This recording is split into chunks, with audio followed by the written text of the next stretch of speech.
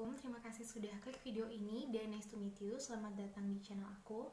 Di sini aku bakal ngebahas salah satu penyakit yang menurut aku ini sangat-sangat harus kita bahas. Karena apa?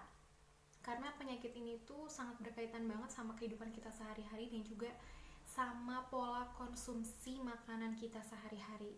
Dan penyakit ini tuh prevalensinya semakin meningkat dan juga sudah tidak kenal akan usia dan juga udah gak kenal jenis kelamin. Dia mau menyerang siapapun itu bisa. Makanya sebelum teman-teman terserang penyakit ini ya, nauzubillah min dzalik, jangan sampai gitu. Dan kalau misalnya udah terlanjur terkena penyakit ini, mungkin ada ibunya, ada kakeknya, ada neneknya, atau misalnya saudaranya, bisa lebih diperhatikan lagi dan juga bisa lebih tahu lagi gimana sih caranya pengendalian dari penyakit tersebut. Karena penyakit ini tidak dapat disembuhkan. Ini yang bikin aku jadi agak sedih juga gitu, karena penyakit ini tuh dimanapun ini belum ada yang bisa menyembuhkan gitu. Tapi tenang aja, maupun penyakit ini tidak bisa disembuhkan, tapi penyakit ini dapat dikendalikan. Sama siapa? Ya oleh penderitanya itu sendiri gitu. Jadi buat teman-teman yang punya saudara, punya kerabat, pokoknya yang terkena penyakit ini harus tetap dipantau gitu. Nah, di video kali ini aku mau kasih info dulu sama teman-teman kalau misalnya ini aku bikin part 1, part 2, dan part 3. Jadi ada 3 part yang akan aku bikin tentang penyakit ini gitu, karena ini sangat luas banget pembahasannya, apalagi yang nyambung ke ilmu kue, itu ilmu gizi. Jadi aku bakal potong-potong videonya biar nggak terlalu panjang. Di part yang pertama ini aku bakal lebih ngebahas secara keseluruhan dan secara umum aja. Misalnya dari pengertian penyakit itu apa, tanda gejala orang terkena penyakit itu gimana, dan yang paling penting cara kita pencegahan dari penyakit tersebut dan juga cara untuk mengontrol dan mengendalikan nilai-nilai normal dari penyakit tersebut gitu. Nama penyakitnya adalah diabetes mellitus. Ya pasti udah lihat ya dari judulnya, kita mau ngebahas diabetes mellitus atau dikenal dengan kencing manis atau misalnya penyakit gula. Kalau misalnya kita di dunia kesehatan tuh udah serem kalau lihat atau misalnya dengar namanya diabetes mellitus. Karena apa? Karena diabetes mellitus itu dikenal sebagai the mother of disease atau ibu dari segala macam penyakit. Kebayangkan ibu dari segala macam penyakit, berarti anaknya banyak gitu.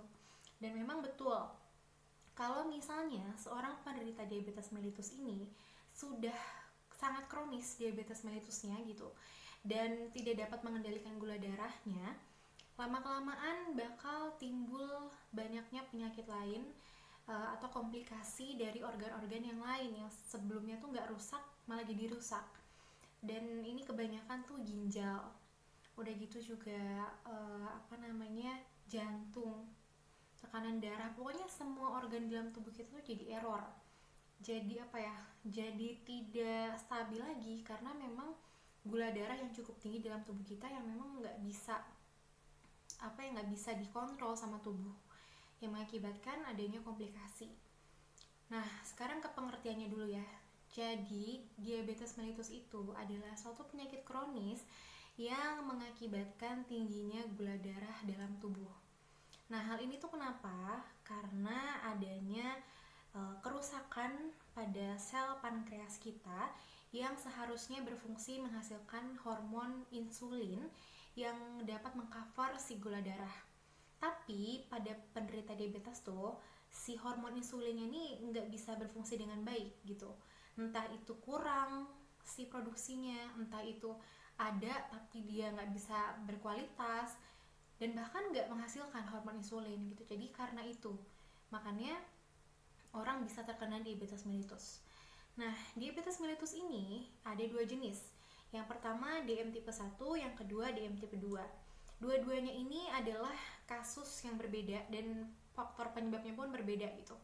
Kalau yang DM tipe 1 ini dikenal dengan adanya autoimun ya. Jadi si imun kita ini malah menyerang si pankreasnya itu sendiri gitu. Jadi diakibatkan biasanya karena genetik, faktor genetik atau turunan. Makanya untuk orang-orang yang udah punya orang tuanya diabetes mellitus ini harus hati-hati karena Anda beresiko lebih banyak terkena diabetes mellitus daripada orang yang tidak punya faktor genetik. Untuk DM tipe 1 ini sebenarnya pankreasnya ini tuh menghasilkan insulin, tapi insulinnya ini tidak banyak gitu. Jadi insulin yang keluar ini tidak dapat mengcover gula darah yang masuk. Bahkan insulinnya ini mungkin nggak sama sekali nggak keluar gitu. Jadi karena tidak adanya produksi insulin dalam pankreas, atau bahkan insulinnya ini tidak dapat mengcover gula darahnya karena kurang yang diproduksinya gitu. Nah, untuk DM tipe 2 ini dikarenakan karena lifestyle atau gaya hidup.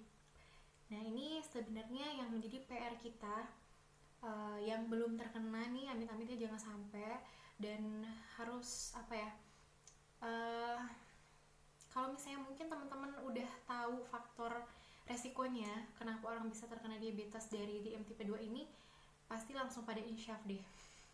Langsung pada insyaf makan nasi putih banyak-banyak, makan mie instan gitu, makan kue-kuehan, makan golongan karbo yang sederhana, pokoknya makan minum-minuman manis, karena ya faktornya dari situ gitu, dari lifestyle atau gaya hidup.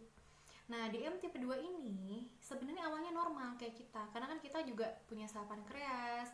Sel pankreas kita menghasilkan hormon insulin. Setiap gula darah yang masuk ini sama insulin ini di cover, dijadikan cadangan energi buat kita gitu kan. Tapi kalau misalnya kita ini nggak bener gaya hidupnya, kita terus-terusan makan yang manis, makan karbohidrat yang sederhana, kita kurang olahraga, kurang istirahat, kita juga merokok, wah ini udah cikal bakalnya si pankreas kita tuh bakal rusak.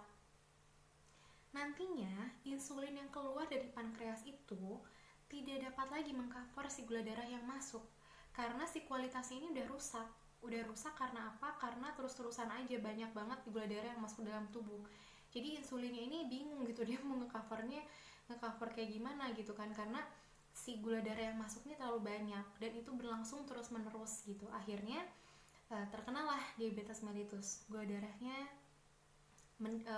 tinggi dan melonjak tajam gitu dalam tubuh. Nah ini dan sedihnya lagi gitu, menurut aku tuh sedih banget, karena hampir 90-95% menurut WHO orang-orang ini penderita diabetesnya itu diabetes tipe 2, berarti karena lifestyle atau gaya hidup. Nah ini makanya kita harus benerin ya gaya hidup kita tuh biar tidak terkena diabetes mellitus gitu ya. Jadi teman-teman, diabetes mellitus itu adalah penyakit yang menyerang sel pankreas kita, dimana insulin yang dihasilkan itu menjadi tidak berkualitas, jadi sedikit insulinnya, terus udah kayak gitu mungkin bahkan tidak ada insulin yang dihasilkan sama sel pankreas karena rusaknya metabolisme dalam tubuh kita gitu. Jadi gula darah yang masuk terlalu banyak kayak gitu. Ada 2 tipe DM1, DM tipe 2. Nah, aku lupa, untuk DM tipe 2 ini dia punya penyerta juga ya. Jadi biasanya penderita diabetes dengan DM tipe 2 ini mempunyai penyerta luka. Jadi kenapa orang kalau misalnya bilang ada DM kering, DM basah gitu. Nah, DM kering ini DM tipe 1, DM basahnya ini adalah DM tipe 2 gitu, dimana DM tipe 2 ini cenderung dia punya luka yang sulit sembuh. Kalau misalnya udah luka itu sulit sembuh. Karena apa? Karena gula itu adalah salah satu makanan bakteri gitu kan, apalagi dalam darah. Bayangin aja ya, darah udah manis, udah gitu banyak bakteri. Kalau misalnya kita kena luka pun juga kan pasti ada bakteri ya, kita harus cepet-cepet dicuci lukanya biar gak infeksi segala macam gitu. Apalagi untuk penderita diabetes yang pada dasarnya gula darah mereka tuh udah tinggi gitu kan, manis, pasti darahnya tuh manis, yang artinya itu udah cocok banget untuk tempat berkembang biaknya bakteri. Makanya orang-orang yang terkena diabetes tipe 2 ini dia tuh pasti lukanya sulit sembuh, lama-kelamaan bisa busuk, bahkan yang sedihnya lagi banyak banget pasien yang kena amputasi gitu. Jadi udah gak bisa tertolong, selnya udah pada mati di kaki biasanya, dan berakhir amputasi. Nah biasanya meninggalnya pun itu karena adanya tekanan psikis karena diamputasi. Terus lagi juga biasanya karena ginjal gitu. Jadi bukan karena tunggal diabetesnya aja, biasanya meninggalnya itu karena faktor penyerta penyakit yang lain.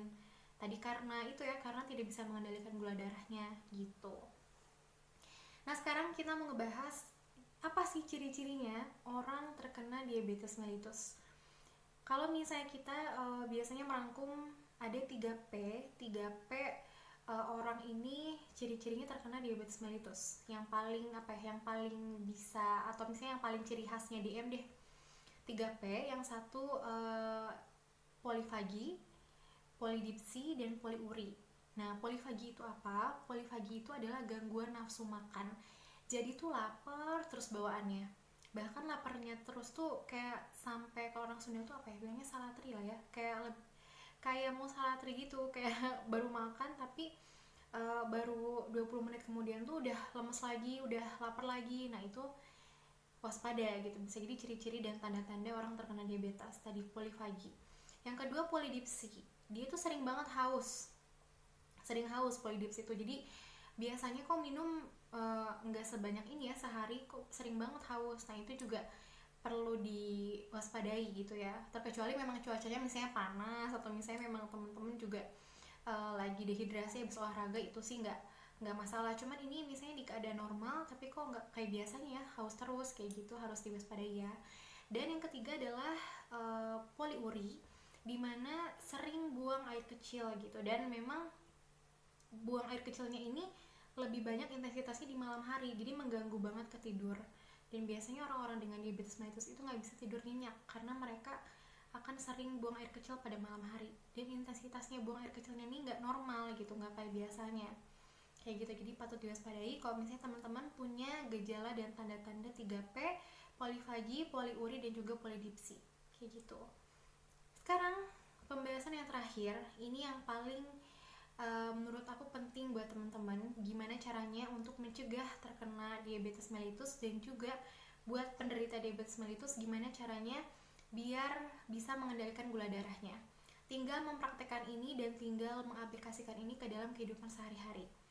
Jadi sebenarnya Kemenkes ini tuh udah baik banget ya. Kalian mungkin pernah dengar namanya Germas atau Gerakan Masyarakat Sehat yang dibuat sama Kemenkes. Dan mereka ini membuat salah satu singkatan yang menurut aku ini bener-bener cerdas banget. Dan singkatan ini tuh gampang juga diingat sama kita. Dan kalau kita bisa mempraktekkan ini, insya Allah kita akan terhindar dari berbagai macam penyakit, bukan hanya diabetes mellitus aja. Nah, gerakan ini namanya CERDIK, CERDIK. C-nya adalah cek kesehatan secara berkala. Dimana cek kesehatan ini tuh bukan hanya kalian, bukan ke dokter doang ya, misalnya konsul ke dokter, bukan itu. Tapi kalian tuh cuman bisa sisihkan lah 100.000 dalam 1 bulan untuk kalian cek ke apotek atau lab terdekat, cek asam urat, kolesterol, gula darah, dan juga tekanan darah secara rutin.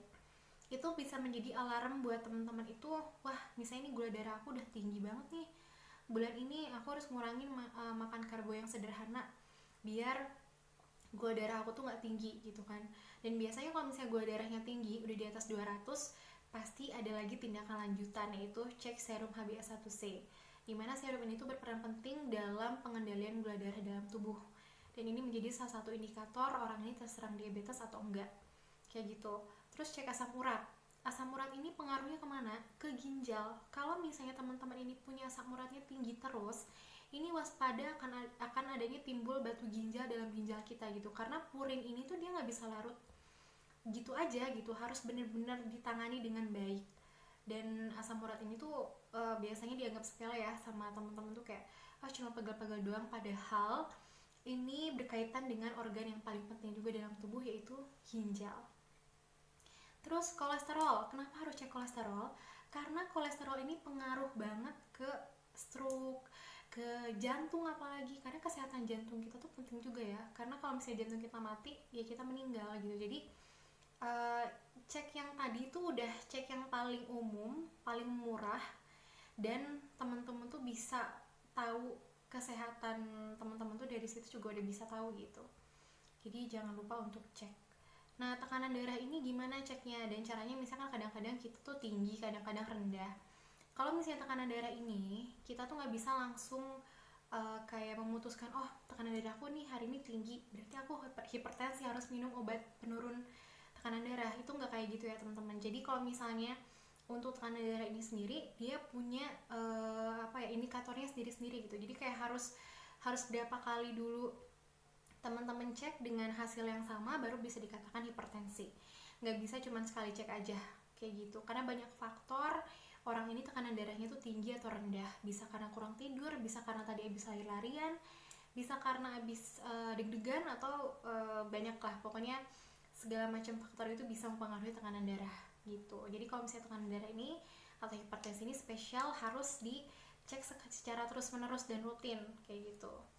Jadi murah banget kan, kalian bisa tahu kesehatan kalian tuh murah, 100.000 per bulan doang, daripada kalau misalnya kalian udah ke dokter itu bisa lebih dari segitu ya kan. Tadi C. Sekarang E, enyahkan asap rokok. Asap rokok ini kenapa berbahaya? Bahkan bukan untuk yang sakit aja, tapi untuk yang sehat nih berbahaya. Perokok pasif ini lebih berbahaya daripada perokok yang aktif gitu. Makanya kita harus jauh-jauh dari orang yang rokok gitu. Kalau misalnya emang lagi mau ngerokok, ada orang yang mau ngerokok, kita mending menghindar aja. Jadi jangan dekat-dekat gitu, karena asapnya itu bisa mempengaruhi kadar serum HbA1c dalam tubuh. Dan serum ini dapat mempengaruhi pengendalian gula darah gitu. Jadi sangat berkaitan erat banget sama orang yang punya penyakit diabetes. Apalagi untuk orang-orang nih atau bapak-bapak yang udah terkena diabetes tapi masih bandel ngerokok. Wah, ini harus benar-benar diedukasi nih kayaknya. Harus dikonsul lagi ke dokternya, karena ini nggak boleh, sama sekali nggak boleh, karena itu dapat memperburuk keadaan tubuhnya sendiri gitu. Cek kesehatan berkala, terus juga nyalakan asap rokok. Sekarang R, rajin beraktivitas fisik. Nah, aktivitas fisik ini tuh bukan hanya kayak nyapu-nyapu atau ngepel-ngepel gitu, enggak ya, tapi kita harus meluangkan waktu minimal 30 menit dalam satu hari untuk berolahraga. Nah, olahraganya tuh terserah mau olahraga apa, pokoknya yang penting kita happy, yang penting kita bisa nikmatin olahraga itu gitu. Jangan sampai menjadi beban ya olahraganya, kecuali untuk orang-orang yang sudah umurnya lansia. Diharapkan olahraganya ini tidak bersifat kompetitif atau jangan yang bersifat lomba. Jadi yang santai aja, misalnya jogging atau misalnya jalan santai di depan rumah atau keliling komplek, itu boleh. Minimal 30 menit satu hari, biar otot kita, biar tubuh kita ini juga terus terlatih gitu. Jadi nggak diem atau misalnya nggak stuck gitu kan. Dan apalagi buat lansia, jangan kebanyakan diem juga. Jangan menjadikan alasan udah tua harus banyak diem, nggak kayak gitu. Jadi bisa lebih dirangsang lagi otot-ototnya, terus juga udah kayak gitu tulang-tulangnya kan, buat kesehatan tubuh kita juga itu harus dilakukan gitu. Cek kesehatan secara berkala, nyalakan asap rokok, rajin olahraga fisik. D, diet gizi seimbang. Nah, diet gizi seimbang ini khusus untuk yang belum terkena diabetes mellitus atau tidak terkena diabetes mellitus ya. Jadi kalau misalnya yang udah terkena diabetes mellitus ini, dia punya lagi namanya diet prinsip 3J. Tepat jumlah, tepat jadwal, dan tepat jenis. Nah, nanti 3J ini bakal aku kupas tuntas lagi di video yang lain, karena kayaknya gak akan cukup waktunya, kelamaan.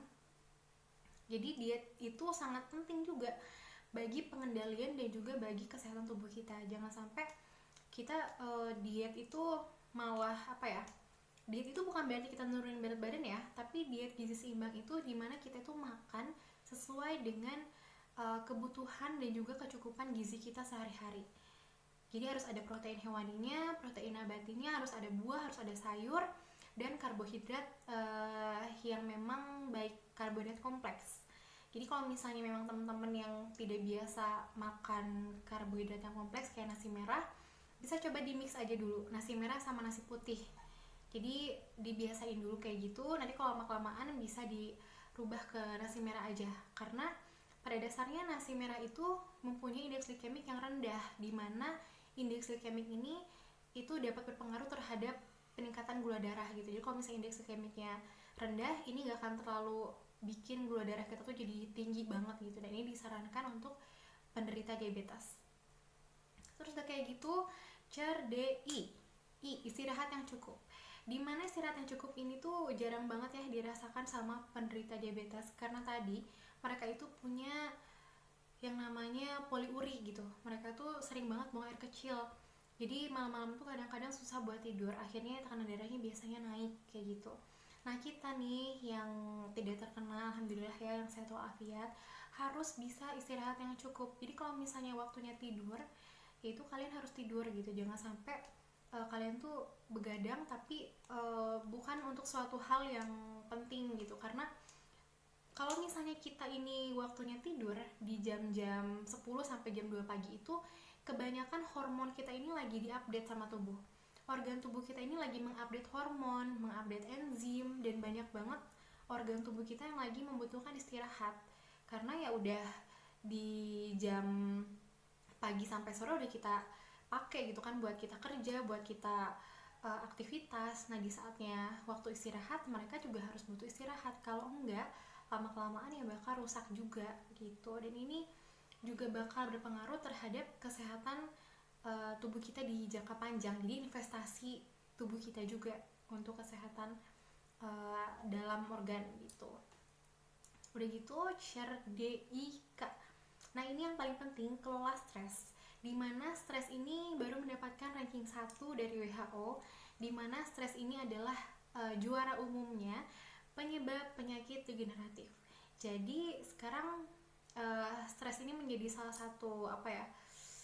satu konsentrasi juga, karena kebanyakan orang mungkin sekarang banyak yang stres gitu ya. Stres itu bukan berarti dia gangguan jiwa ya, tapi lebih kayak ke mikirin sesuatu yang gak penting, misalnya, terus jadinya sedih, jadinya stres.